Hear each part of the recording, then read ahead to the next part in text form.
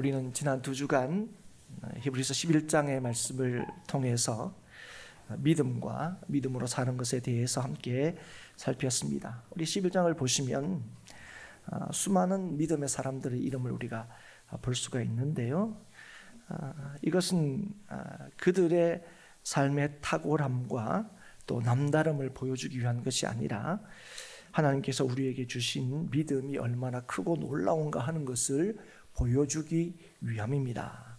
이 사람들 참 대단하지가 아니라 하나님께서 참 대단해지지 하는 거죠. 그래서 오늘날 믿음의 사람으로 기억되는 것은 하나님께서 믿음으로 믿음에 이르게 하셨기 때문이다 하는 것을 우리가 2주간 살폈습니다. 오늘 우리가 이 살피게 될 에스겔도 바로 그런 사람 중에 하나입니다. 물론 에스겔의 이름은 히브리서 11장에서 볼 수가 없죠. 그런데 에스겔뿐 아니라 선지자의 이름은 아무도 히브리서 11장 그 믿음의 장에 믿음의 사람으로 언급되고 있지 않습니다. 그런데 그들이 믿음의 사람으로 부족하기 때문은 아닙니다. 히브리서 11장 32절에 이렇게 말씀하시죠. 내가 무슨 말을 더하리요? 기드온, 바락, 삼손, 입다, 다윗 및 사무엘과 선지자들의 일을 말하려면 내게 시간이 부족하리로다. 여기 이름이 구체적으로 언급되고 있지 않지만 믿음의 사람들의 믿음의 이 선지자들이 반드시 포함되고 있다는 것을 우리가 알 수가 있죠. 선지자들의 삶을 통해서 우리는 믿음이 얼마나 크고 놀라운지 얼마든지 우리는 확인할 수가 있습니다. 오늘 에스겔을 통해서 믿음이 뭔가, 믿음으로 산다는 게 뭔가 하는 것을 다시 한번 좀 생각해보고 또 깨닫고 그게 믿음으로 사는 거구나 하는 것을 아는데 그치지 않고 오늘도 믿음으로 살아가는 저와 여러분이 될 수 있기를 주의 이름으로 축복합니다. 에스겔은 우리가 선지자다 이렇게 기억하고 있지만 사실 에스겔은 제사장이었습니다. 그 제사장으로 섬기고 있다가 바벨론의 2차 침공으로 인해서 여호야긴 왕이 바벨론으로 이제 포로로 끌려가게 되는데요. 그때 같이 제사장이었던 에스겔이 포로로 함께 끌려가게 됩니다.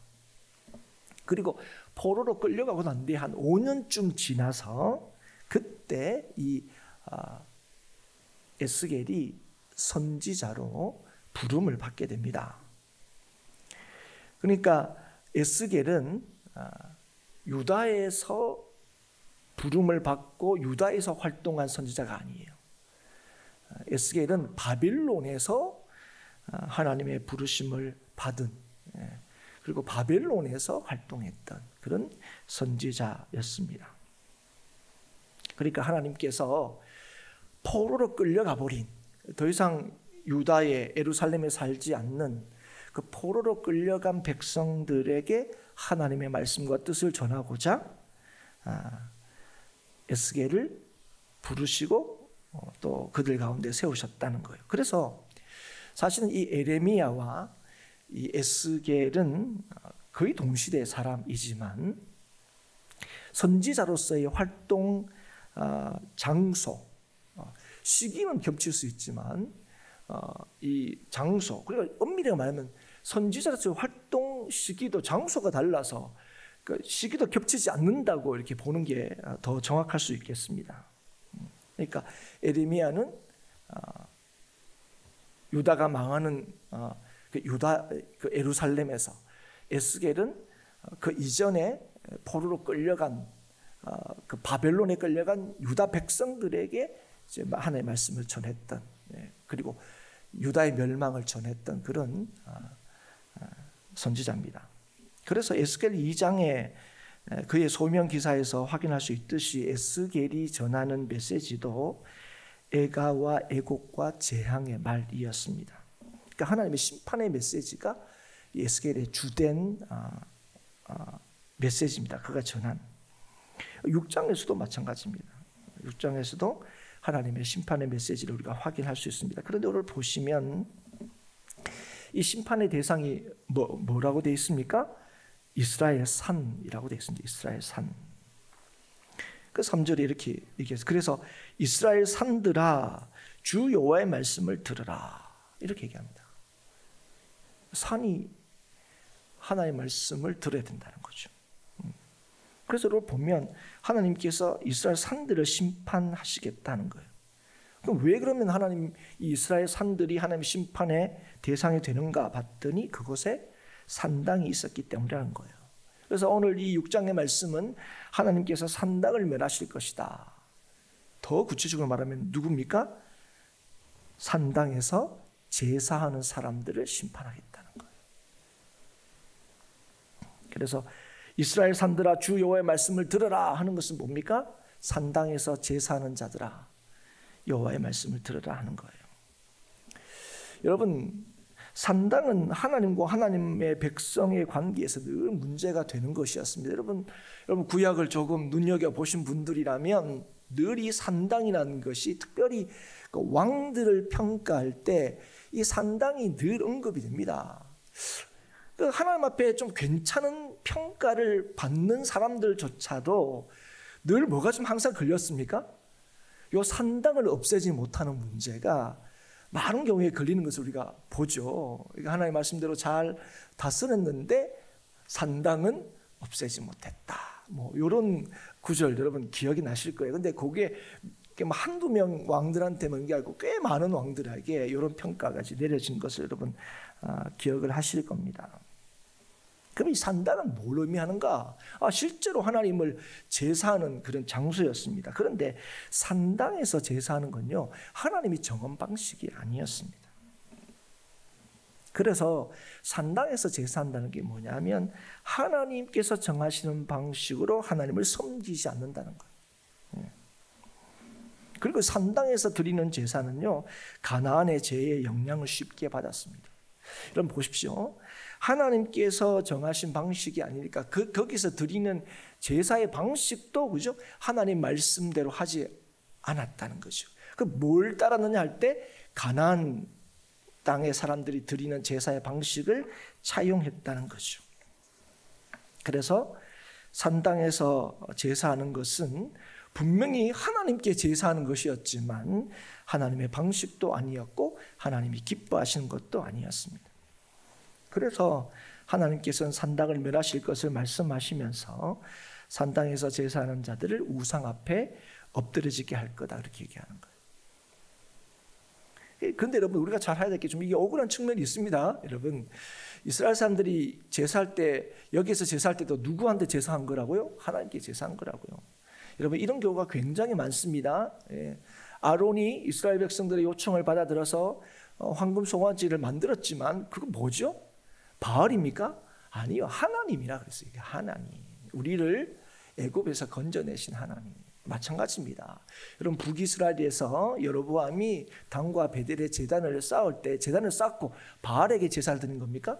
아니죠, 여러분. 하나님께 제사 드린 거예요. 그래서 그 하나님이 뭐하면 야, 네가 이렇게까지라도 제사하니까 참 네가 참 귀하다 그렇게 얘기하셨어요? 아니요. 이 죄가 계속 북이스라엘의 발목을 잡죠. 그래서 여러분 산당에서 드리는 제사는요 분명히 하나님께 드리는 제사인 것처럼 보이지만 하나님을 위한 것이 아니라 누구를 위한 것입니까? 자신들을 위한 거예요. 내 마음 편하자고 하는 거죠. 그래서 여러분 산당에서 제사하면서 가나안의 제의를 받아들인 것도 이렇게 하면 자신의 바람과 욕심을 이루는데 도움이 될 거라고 여겼기 때문입니다. 하나님이 정하신 것이 아닌데 하나님께서 기뻐하시는 것이 아닌데 이렇게 하면 하나님께서 더 잘 우리의 예배를 들어주실 거야. 우리가 얼마나 하나님을 생각하는지 하나님도 참 알아주실 거야 하는 거죠. 여러분 우리도 여러분 하나님을 섬긴다고 할 때 이럴 때가 굉장히 많습니다. 하나님께서 그렇게 하라고 하신 적도 없는데 야 이렇게 하면 하나님이 더 우리 예배를 잘 받아주시지 않을까. 이렇게 하면 하나님이 야 우리 믿음을 더 귀하다고 여기지 않을까. 사랑하는 여러분, 주님께서 오늘 저와 여러분에게 하나님께 어떻게 예배하라고 말씀하셨습니까? 영과 진리로. 여러분 예전에 개역 성경에는 이걸 어떤 식으로 번역을 했었습니까? 신령과 진정으로. 이걸 그래서 어떤 뉘앙스가 이게 있는 거예요? 열심히 막 우리의 최선을 다해서 이런 뉘앙스를 이제 가지게 한 겁니다. 근데 그 뜻이 아닌 거죠. 그래서 개혁 개정할 때는 이런 오해를 가지지 않기 위해서 뭡니까? 영과 진리로. 여러분, 산당에서 드리는 이 하나님에 대한 제사가 대충 드린 게 아니에요. 굉장히 열정적으로, 열심으로. 여러분, 이방 이 제사장들이 제사를 어떻게 드리는지 우리가 구약 성경을 통해서 가끔 이게 엿볼 수 있지 않습니까? 예. 그 엘리야와 바알 선지자의 그 대결을 볼 때도 그냥 엘리야는 굉장히 심플하죠, 그죠? 예, 하나님 앞에 이렇게 기도하는 게 전부인데 바알은 바알 선지자는 자기 몸을 해하고 소리를 지르고 막 난리를 치죠. 예. 그러면 딱 보면 누구 제사를 받을 것 같아요? 좀 덤덤하게 나와가지고 두 손 모으고 하나님 이렇게 부르는 사람이 아니라 막 우리 얘기 들어달라고 이런 사람이 그래 내가 네가 이렇게까지 하는데 내가 안 들어줄 수 있겠냐. 예. 이 산당의 제사가 그런 거였다는 거예요. 네. 그래서 산당에서의 제사는 하나님을 섬기는 게 아니라 우상을 섬기는 거다 하는 걸 분명히 말씀하셨습니다. 그리고 우상을 섬기는 그들에게 거주하는 성읍이 사막이 되게 하고 산당을 황폐하게 할 것이다 하시는 하나님의 심판을 선언하고 계시는 거죠. 여러분, 오늘 이 말씀은 하나님과의 언약 관계에 있는 오늘 하나님의 자녀인 저와 여러분에게 또 교회에게 주시는 하나님의 뜻과 역사하심을 명확하게 보여줍니다. 오늘 우리가 하나님을 섬기는 방식과 이유, 그래서 실제적인 우리의 믿음의 모습을 돌아보게 한다는 거죠. 그래서 여러분, 오늘 이 말씀을 통해서 하나님께서 이 당시에 주시는 말씀이나 오늘 이 에스겔을 통해서 오늘 이 아침에 저와 여러분에게 주시는 말씀이나 동일한 게 있습니다. 그게 뭐냐? 우리의 구원과 우리의 복됨과 우리의 소망이 하나님과 하나님의 뜻에 있다는 사실을 확실하게 보여주는 거예요. 오늘 우리에게 행하시는 하나님의 역사, 특별히 이제 에스겔은 어떤 역사입니까? 하나님의 백성을 향한 징계와 심판의 역사입니다. 그런데 그 역사조차도 하나님께서 우리로 하여금 하나님께서 여호와인 줄 알게 하시기 위함이라는 사실을 우리에게 보여주고 있는 거죠. 여호와시다. 우리에게 찾아오시고 우리에게 약속을 주시고 그 약속을 신실하게 지키시는 여호와다 하는 사실을 어떤 방식으로? 하나님께서 우리를 징계하고 심판하는 방식으로 오늘도 우리에게 알게 하시고 또 우리에게 깨닫게 하신다는 거예요. 이렇게 역사하시는 까닭이 무엇입니까? 여호와인 줄 알게 하겠다, 이 말이 무슨 말입니까? 하나님을 바로 믿게 하시겠다는 거예요. 하나님의 이 역사는 하나님을 바로 믿게 하시기 위한 역사라는 거예요. 그럼 왜 하나님께서 이렇게까지 역사하시냐는 거예요. 그것은 하나님을 바로 알고 믿는 것이 인생을 결정하는 것이기 때문이었습니다. 인생의 궁극적인 목적이 뭐냐? 하나님을 알고 그를 영원롭게 하는 것이기 때문에 그렇습니다. 그래서 여러분, 인생의 가장 중요한 것, 딴 건 다 놓쳐도 이것만은 놓치지 말아야 게 뭐냐? 그것은 하나님을 바로 알고 믿는 것입니다. 왜요? 하나님도 우리의 구원이고 하나님도 우리의 능력이고 하나님도 우리의 소망이기 때문이 아닙니다. 하나님만이 우리의 구원이고 능력이고 소망이시기 때문에 그렇습니다. 그래서 하나님께서는 이 에스겔이 주시는 이 말씀을 통해서 하나님께서 행하시는 이 역사가 바로 이스라엘로 하여금 하나님이 여호와인 줄 알게 하려 합니다 하는 사실을 분명히 밝히고 있습니다. 그런데 여러분, 사실은 유다 백성들에게는 이 한 번의 기회가 실제로 주어졌습니다. 큰 한 번의 기회. 수없이 하나님께서 선지자를 보내서 말씀하셨지만 큰 한 번의 기회가 있었는데 그게 뭐냐면 북이스라엘이 멸망당한 것을 눈으로 봤어요. 그럼에도 불구하고 유다 백성들은 북이스라엘과 우리랑은 다르지. 뭐가 달라요? 우리는 예루살렘이 있잖아, 시온성이 있잖아, 하나님이 거하시겠다고 하는 예루살렘이 유다에 있는데 북이스라엘은 그거 아니지. 그리고 우리는 또 북이스라엘 저거들이 만든 단배들이 아니야. 우리는 하나님께서 허락하신 성전이 있어. 그래서 북이스라엘은 저렇게 망했지만 우리는 안 망해. 예루살렘이 성전이 우리한테 있으니까 그렇게 믿었습니다. 여러분, 그들은 하나님의 약속을 알고 있었지만 하나님의 약속을 믿지는 않았습니다. 하나님을 그들이 알았지만 그들은 하나님을 믿지 않았다는 거예요. 그래서 여러분, 말씀을 따라서 그들이 제사했습니다. 제가 여러 번 이걸 강조합니다. 이스라엘 백성들이 한 번도 제사 안식일을 안 지킨 적이 없어요. 그런데 하나님께서 말씀하신 대로 율법대로 안식일을 지켰는데, 그런데 그들이 그 제사를 통해서 하나님의 뜻을 더 알아가고 하나님의 뜻으로 돌이키는 것이 아니라 이 제사를 어떻게 드린 거예요? 자신의 욕심과 뜻을 이루는 방편으로 삼고 그렇게 제사했다는 거예요. 그러니까 하나님께 제사했지만 하나님이 뭐 하는 거예요? 이 제사 안 받고 싶은 거예요. 하나님은 아세요, 여러분. 그래서 하나님이 오죽했으면 야, 누가 성전문 좀 닫아라는 거예요. 여러분, 예전에 여러분 우리가 코로나 때 제가 그런 설교를 한번 한 기억이 있습니다. 여러분 기억나실지 모르지만 우리는 그때 강제적으로 예배를 못 드리게 된 적이 있었습니다. 여러분 기억나시죠, 여러분? 그럴 때 교회가 굉장히 분노했습니다. 그리고 물론 뭐 지금과 그때가 뭐 의학적으로 정확하게 모르겠지만 우리가 볼 때도 그때 코로나 바이러스랑 지금 뭐 바이러스랑은 뭐 좀 다른 것 같아요, 그죠? 그때는 뭐 그러면 사람들 뭐 죽기도 하고 그랬는데 요즘에 뭐 코로나 걸렸다고 뭐 그렇으면 마스크 끼고 오기도 하고 직장 가기도 하고 뭐 그러죠. 그런데 그때는요, 예배를 모여서 드리고 싶어도 못 드리게 했어요. 그게 정부의 정책이었습니다. 시책이었죠. 그래서 일부 성도들은 막 분노했습니다. 뭐 어떤 성도는 야, 뭐 이런 위험할 때 좀 따라야지. 뭐 이런 그게 있었죠. 그런데 제가 그때 이렇게 설교한 기억이 있습니다.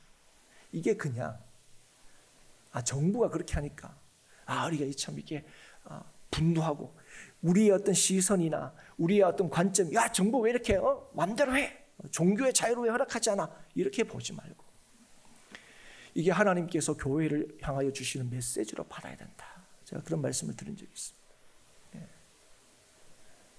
여러분, 그래서 오늘 우리가 정말 하나님을 바르게 예배하고 있는지 돌아보는 시간이 되어야 된다. 누군가를 탓하고 누군가를 원망하고 누군가의 책임을 전가하는 것이 아니라 이 모든 것을 다 하나님의 뜻대로 섭리하신다고 우리가 믿는 우리들이 이런 상황 속에서 우리 자신을 돌아봐야 된다.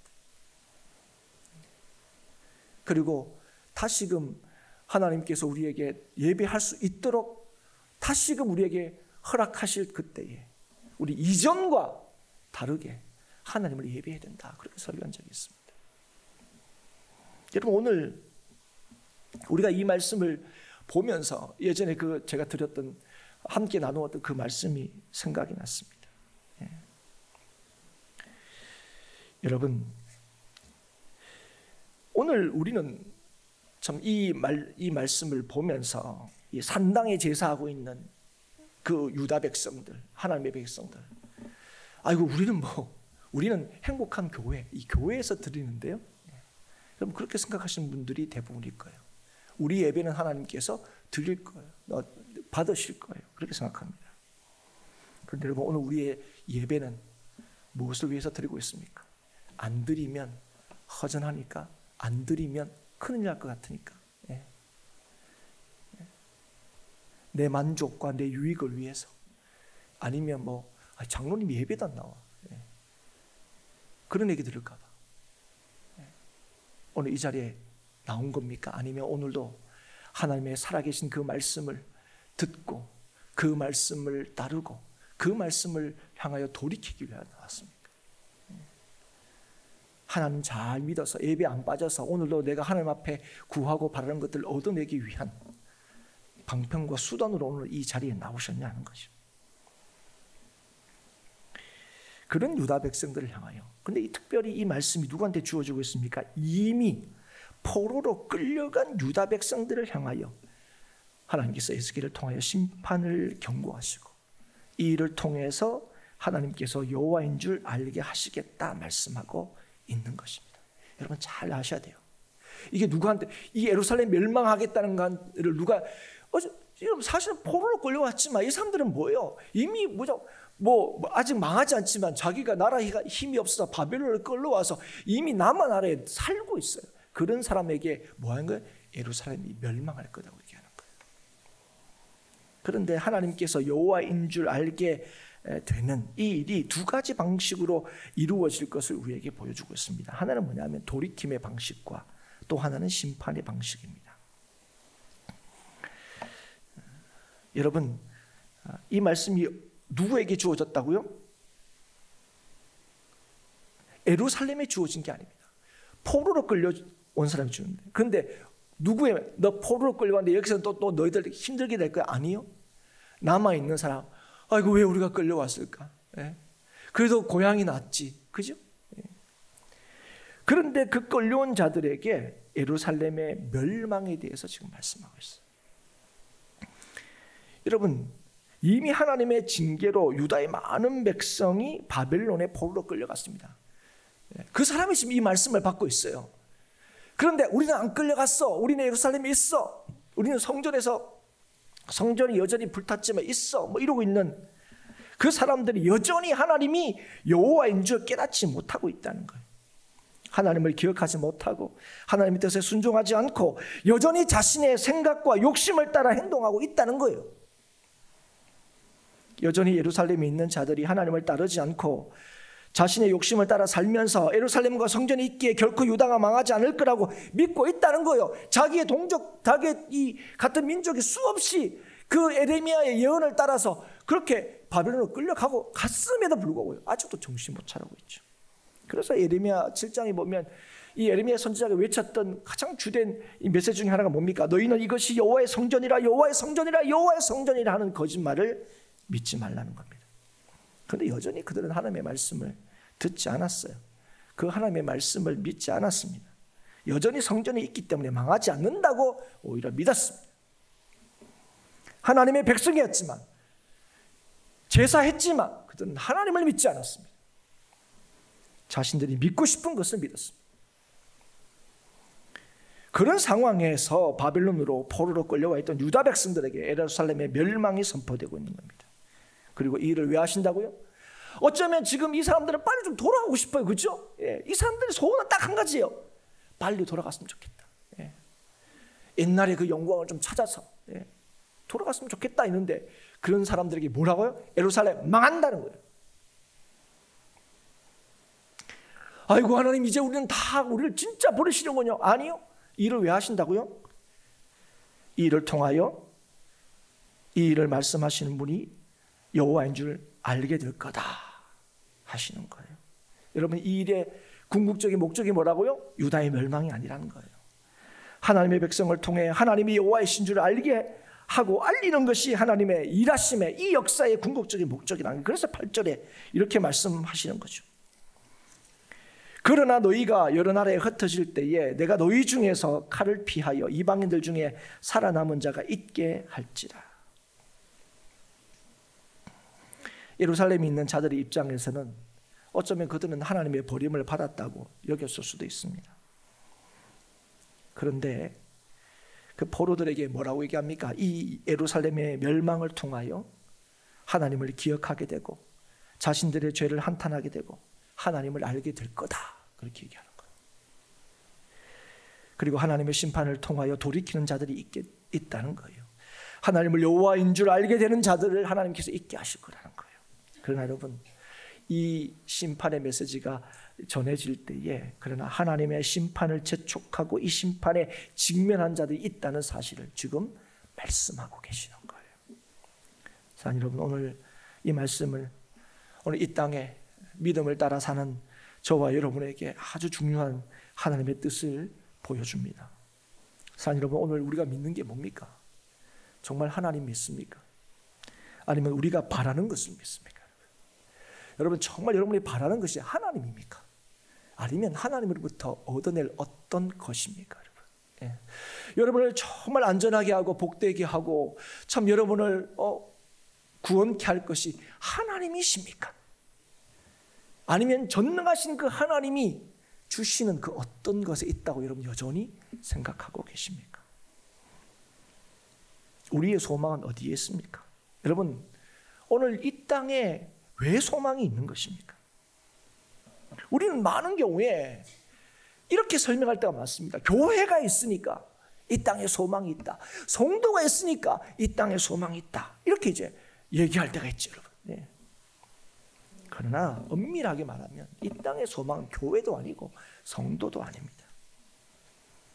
하나님을 믿는 교회와 성도가 소망인 것이요. 무슨 말입니까? 하나님만이 이 땅에 소망이시다 하는 거예요. 그렇기 때문에 여러분 교회도 얼마든지 우상으로 작용하고 작동할 수 있다는 사실을 아셔야 돼요. 산당에서 제사하는 거 우리와 상관없다고 생각하시면 안 돼요. 세상을 닮아가고 세상의 원리가 성도와 교회의 중심이 되고 있는 세속화가 바로 그 증거입니다. 교회를 통하여 세상이 하나님을 알아가는 게 아니고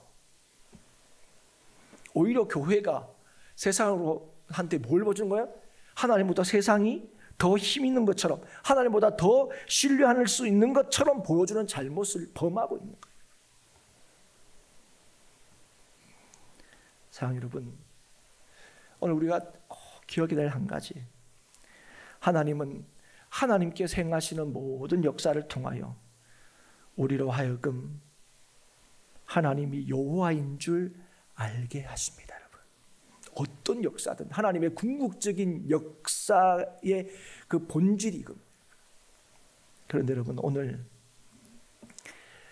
때로 하나님께서 우리의 가운데 내리는 하나님의 징계, 하나님 왜 이런 어려움을 우리한테 주십니까? 하는 그 어려움들이, 그 어려움에 하나님께서 이런 일을 왜 해주시나 하는 그 하나님의 역사로 오늘 우리는 하나님을 기억하고 우리의 죄를 한탄하며 하나님을 알아가는 돌이킴의 역사로 여호와를 경험하기를 원하고 계십니까? 아니면 하나님께서 내리시는 그 징계와 심판에 직면함으로 하나님이 여호와인 줄 알게 하는데 우리가 혹시 사용되고 있지는 않으십니까? 이 차이를 아십니까, 여러분? 이 징계로 여러분 하나님을 기억하고 하나님을 찾고 하나님께 나아가고 있습니까? 뭐 이런 하나님이 다 있어요. 나 이런 하나님 안 믿으랍니다. 그래서 세상으로 하여금 하나님이 정말 살아계시는구나 하는 걸 바로 그런 방식으로 여러분 보여주는 인생 살고 계십니까? 여러분 믿음으로 산다는 게 뭡니까? 믿음 생활하는 게 뭡니까, 여러분? 믿음 생활이라는 건요, 아무 어려움도 안 겪는 게 아니에요. 우리가 원하는 대로 다 이루어지는 게 아닙니다, 여러분. 믿음 생활이라는 건요, 어떤 순간에도 하나님이 우리 하나님이신 줄, 여호와인 줄 알고 깨닫는 거, 여러분 그게 믿음 사는 줄 확신할 수 있기를 주의 이름으로 축복합니다, 여러분. 예. 하나님께서 평안하게 해주셔서 그 평안 때문에 하나님과 멀어지고, 예. 하나님께 어려움 줬다가 아이고 이런 어려움 준 하나님 믿을 수도 없네 멀어지고, 예. 여러분 그거는 믿음 생활이 아니에요. 하나님께 주신 믿음 생활은 뭡니까? 평안하실 때 더 겸손한 거예요. 교만하지 않고 더 겸손한 거예요. 우리에게 어려움이 있을 때에 이 어려움을 통하여 하나님이 우리 여호와신 줄 아는 거예요. 예. 내가 적신으로 와서 적신으로 간다. 주신 분도 하나님이시고 가져가시는 분도 하나님이시다. 이 욥의 고비처럼. 욥의 부인은 너 이런 하나님 뭐 믿냐? 야 저주하고 죽으라 했는데 아니. 그게 믿음 생활입니다. 여러분 오늘 우리는 우리의 욕심을 따라 우리의 생각을 따라 믿음이라는 이름으로 우리의 그 바람을 채워 나가고 있습니까? 아니면 우리에게 여호와인 줄 알게 하시는 하나님의 역사와 그 음성에 귀를 기울여 우리의 죄를 확인하고 하나님을 더 알아가고 하나님께로 더 나아가고 계십니까? 오늘도 하나님께서는 우리에게 하나님이 여호와인 줄 알리시기를 원하십니다. 그래서 오늘도 하나님께서 역사하시고, 그래서 오늘도 하나님께서 우리에게 말씀하십니다. 그래서 하나님의 역사와 주신 이 말씀을 통하여 우리가 바라는 바를 더 견고히 하는 것이 아니라 우리가 바라야 하는 것을 이 말씀을 통하여 더 알고 깨달을 수 있기를 바랍니다. 그게 뭡니까? 하나님을 믿는 거예요. 사랑하는 여러분, 하나님에 대해서 우리가 표현하는 게 뭡니까? 우리 하나님이다. 우리 아버지다. 오늘 설교 제목이 뭡니까? 우리 하나님을 여러분 믿고 계십니까? 우리 하나님을 믿으십시오. 우리가 얘기하는 우리 하나님, 우리를 위하신 하나님, 그 하나님을 믿을 수 있기를 주의 이름으로 축복합니다. 그래서 그 하나님으로 인하여 우리의 원하는 바를, 우리의 욕심을 채우는 것이 아니라 하나님이 원하는 대로 하나님을 알아가고 순종하는 것이 참으로 우리의 힘이고 능력이고 기쁨이고 소망임을 깨달아서 날마다 믿음으로 살아가는 저와 여러분이 될 수 있기를 바랍니다. 하나님께서 우리에게 약속하신 그 구원을, 오늘도 이루어 가시는 그 구원의 역사를 날마다 확인하고 누리고 경험할 수 있기를 주의 이름으로 축복합니다.